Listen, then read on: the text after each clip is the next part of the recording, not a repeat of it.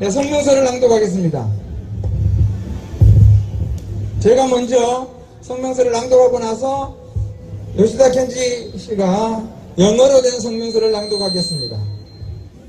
성명서. 필라델피아 한인회는 소녀상 공원 조성을 당장 중단하라.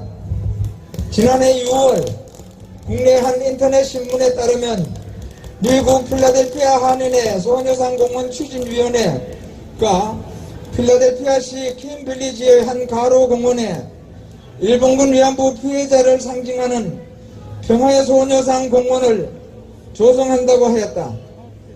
이에 여러 행정적 절차와 함께 모금을 진행해 왔으며 추진위원회의 요청에 따라 이번 2월 9일에는 필라델피아시가 평화의 소녀상 공원 건설과 관련한 설명회를 가질 것이라고 하였다.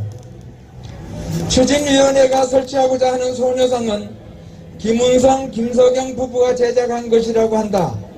국내에 가장 많이 설치된 소녀상이다. 하지만 이 소녀상은 조각가의 그릇된 위안부 인식과 대일 적개심이 투영된 거짓과 증오의 상징물이다.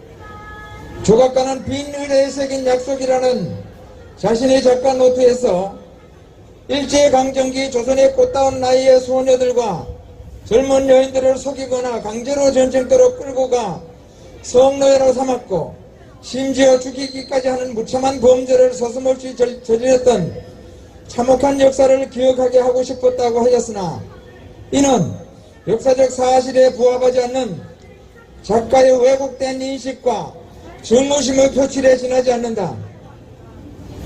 작가는 일본군이 조선 소녀를 강제로 동원했다고 하였으나 중일전쟁과 태평양 전쟁 시 조선 여성은 어떤 명목으로든 군대의 동원 대상이 아니었다.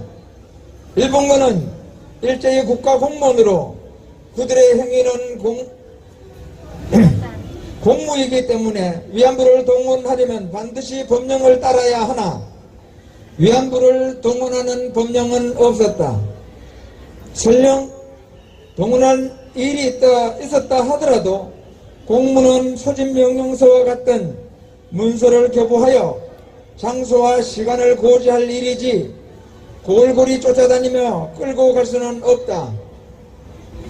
위안부는 포주의 모집 대상일 뿐 공무상 동원 대상이 아니기 때문에 위안부 강제 동원이라는 전제 자체가 오류다. 다음으로 위안부를 일본군 성노예라고 주장하나 이것도 거짓이기는 마찬가지다. 만약 위안부가 일본군 성노예였다면 일본군은 누구든지 또 언제든지 위안부를 대상으로 자신의 성욕을 채우고 폭행을 가하고 필요하면 팔아넘길 수도 있어야 한다. 하지만 일본군은 위안소 규정에 정해진 계급별 시간별 요금을 지불해야만 위안소를 이용할 수 있었다. 돈이 있으면 이용하고 없으면 이용할 수 없는 데다 위안부를 함부로 대할 수도 없었던 것이다.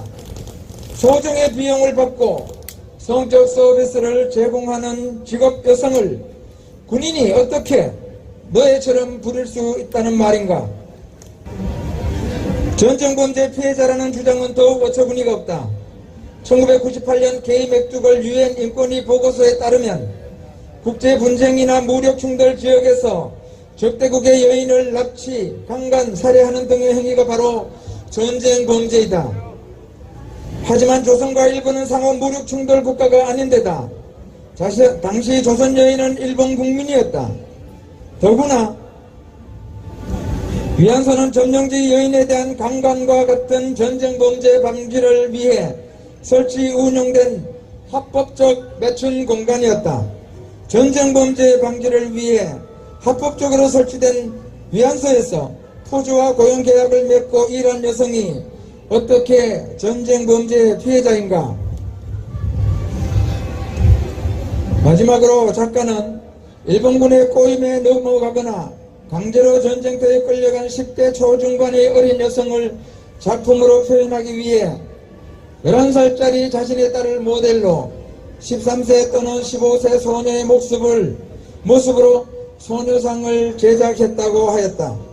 하지만 일본군 위안부가 되기 위해서는 출국 전에 포주와 계약을 체결한 후 신분증명서를 발급받아야 했으며 현지에 도착해서는 현지 영사관 경찰에 출두하여 친권자 승낙서, 호적 등본, 인감증명서, 영업허가 원서, 영업인 조사서, 사진 2장을 제출하고 영업허가를 받아야만 위안부 생활을 할 수 있었다.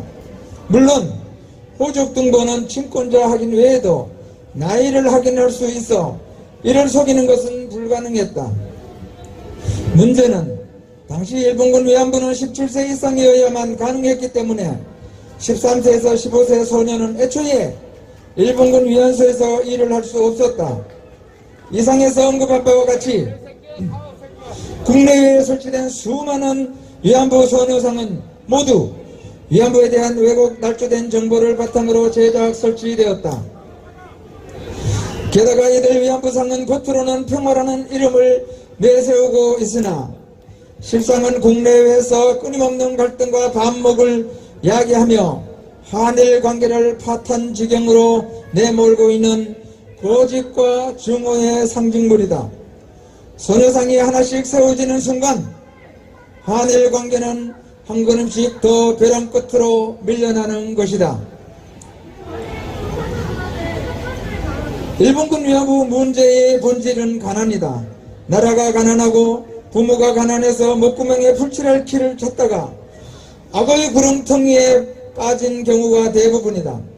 가족을 위해 스스로를 희생하거나 부모가 몇 푼의 돈을 받고 자식의 등을 떠미는 등 위안부로 진입한 경로가 실로 다양하지만 모두가 가난 때문에 일어난 부끄럽고도 슬픈 우리의 자화상이다. 결코 반복해서는 안 될 역사의 교훈으로 삼을지언정 반일 선전 선동의 도구로 삼을 일은 결코 아니다. 대한민국은 건국 이래 반일 세력들이 수십 년 동안 위안부 문제를 비롯한 갖가지 명분으로 반일 감정을 조장하여 한일 간 갈등과 대립을 야기했다.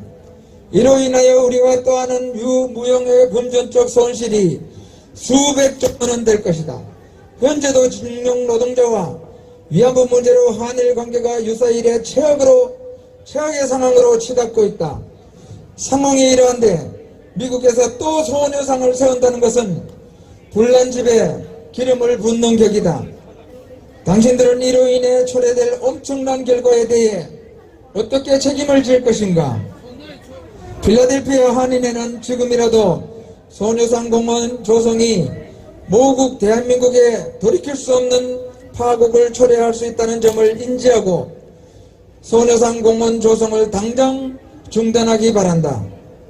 아울러 필라델피아 시민들은 소녀상 공원이 한미일 삼국 간 갈등의 불씨가 될 뿐 어떠한 실익도 없음을 명심하고 이 공원 조성을 적극 반대해 주시기를 진심으로 바라는 바이다. 2022년 1월 26일 위안부법 폐지 국민행동 감사합니다.